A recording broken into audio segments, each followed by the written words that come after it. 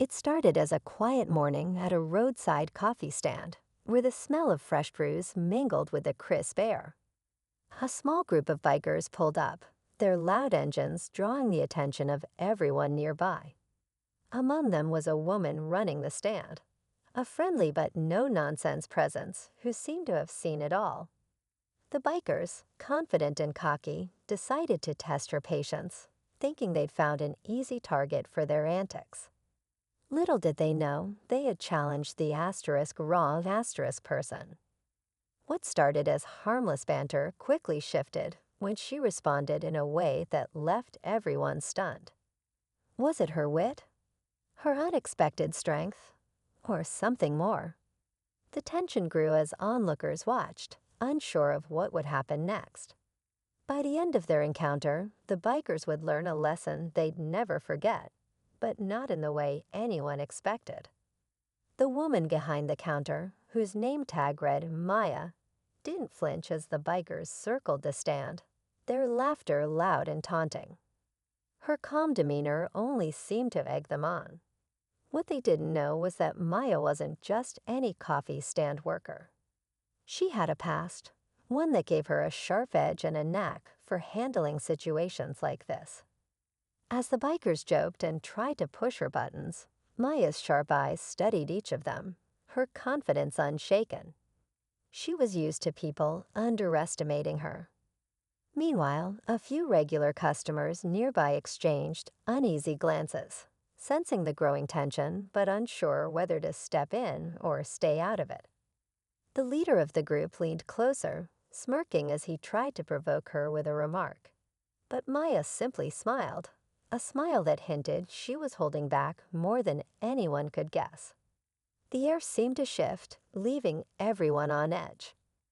The leader of the bikers, a tall guy with a leather jacket covered in patches, tapped the edge of Maya's counter. "So Maya," he said, dragging out her name, "what's a quiet little coffee stand like this doing in the middle of nowhere? You sure this is the right place for someone like you?" Maya wiped down the counter, her movements calm and deliberate. "It's the perfect place," she replied evenly. "Gets just the right kind of people passing through." Her words carried a weight that seemed to hang in the air. One of the younger bikers laughed nervously. "Let's just grab our coffee and go," he muttered, but the leader waved him off, determined to keep pushing. From the corner of the stand, a truck driver sipping his coffee whispered to another customer, "They don't know what they're messing with."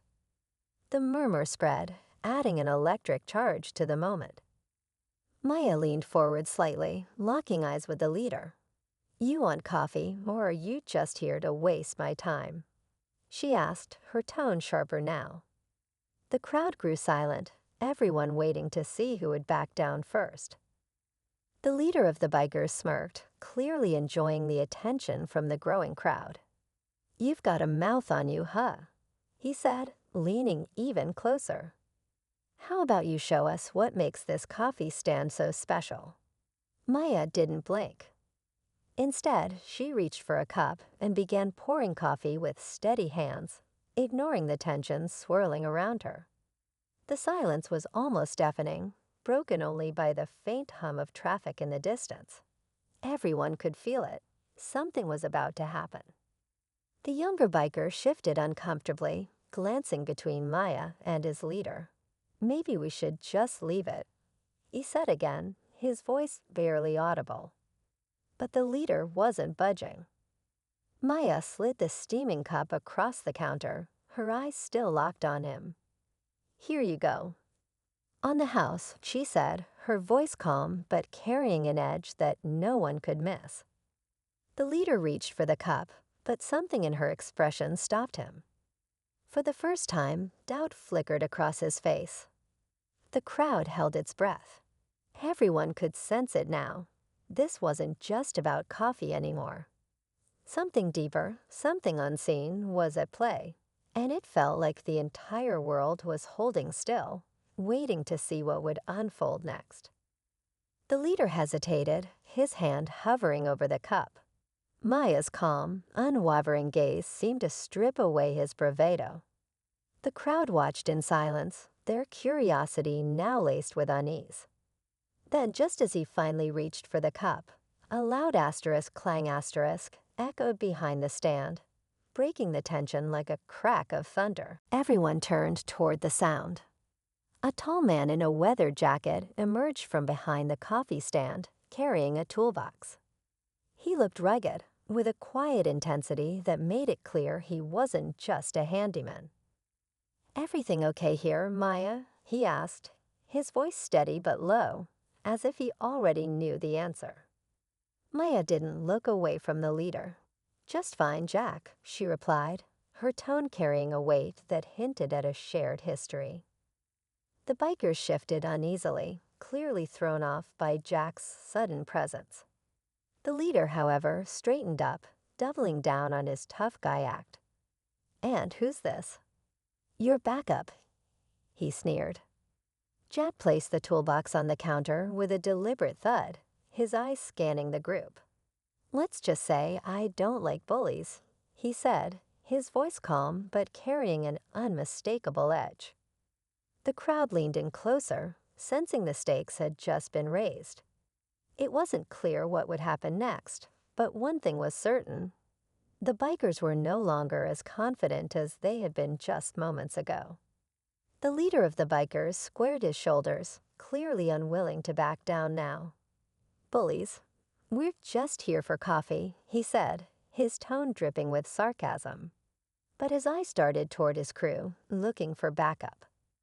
They shifted nervously, no longer sharing his bravado. Jack stepped closer, his calm demeanor unchanged. "Funny. Doesn't seem like that's all you're here for," he said, his voice steady but firm. The crowd murmured in agreement, emboldened by his presence. Maya leaned on the counter, a small smile tugging at her lips. "You know, Jack," she said lightly, "I think these guys could use a little reminder about respect."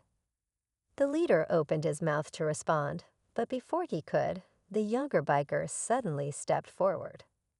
"Enough," he said, his voice breaking the tension like a sharp crack. "We're leaving." His words stunned everyone, including his own crew. But the twist wasn't over yet. As the bikers began backing off, the leader glared at Maya one last time. "You got lucky today," he muttered. Maya's smile widened, and she tapped a small security camera mounted on the stand. "You mean you got lucky," she replied. This footage would have made quite the story. The crowd erupted in laughter as the bikers finally rode off, their tails between their legs. Jack chuckled softly, picking up his toolbox. "You didn't need me at all," he said. Maya shrugged. "Sometimes it's just about knowing when to call their bluff," she said, pouring herself a fresh cup of coffee as the crowd dispersed, buzzing with the story they'd witnessed.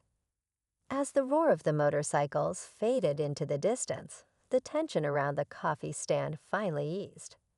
A few of the regulars came up to Maya, shaking their heads and chuckling. "You never miss, do you?" One of them said, earning a grin from her. Jack leaned against the counter, sipping a cup of coffee Maya had poured for him. "You really know how to handle yourself," he said with a hint of admiration. "Comes with the territory," Maya replied, her eyes glinting with quiet confidence. "People think they can walk over you until they realize they can't." The crowd slowly dispersed, leaving Maya and Jack standing in the warm afternoon sun.